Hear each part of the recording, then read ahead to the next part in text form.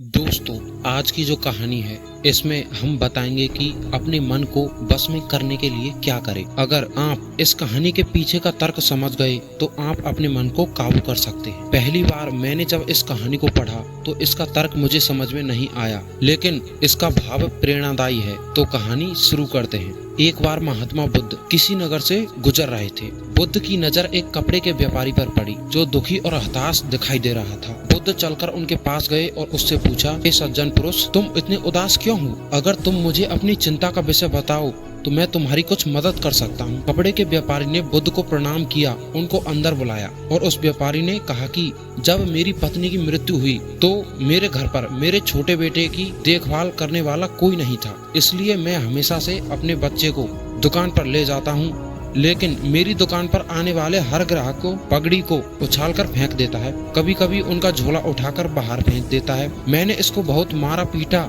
समझाया, डांटा, लेकिन यह नहीं समझा।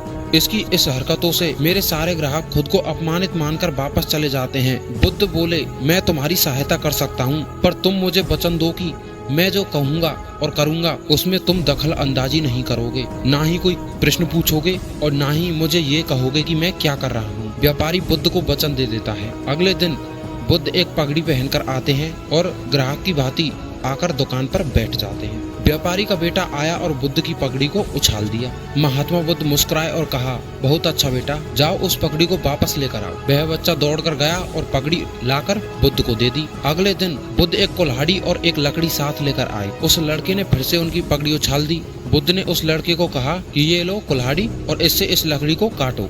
व्यापारी को थोड़ा डर सा लग रहा था कि कहीं उसके बेटों को चोट नहीं लग जाए, लेकिन उसको अपना वचन याद था। 7 दिन तक महात्मा बुद्ध कोई न कोई नया काम लेकर आते और उस लड़के से करवाते। शीघ्र ही वह लड़का भूल गया कि उसको किसी की पगड़ी उछालनी है। व्यापारी बहुत खुश हुआ और बुद्ध को धन्यवाद दिया।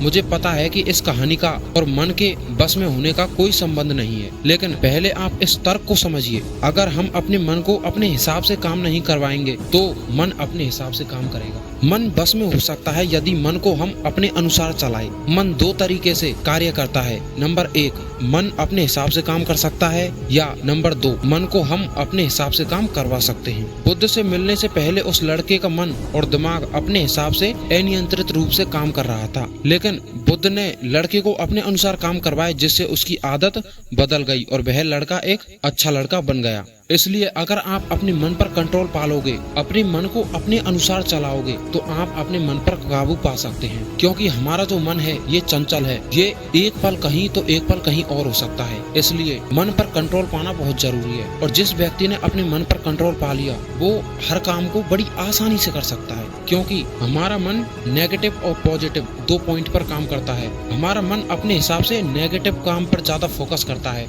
जबकि अगर हम अपने मन को काबू करें तो हम उसे पॉजिटिव तरीके से ला सकते हैं और अपने मन को काबू कर सकते हैं। इसलिए अपने मन पर काबू पाने के लिए पहले स्वयं को स्थिर बनाएं और अपने दिमाग को अपने अनुसार कार्य कराएं, जिससे आपका मन भी कंट्रोल हो जाएगा। आज की ये कहानी आपको कैसी लगी कमेंट में जरूर बताइए, और अगर आपको वीडियो अच्छा लगा हो तो चैनल को सब्सक्राइब करके ही जाए।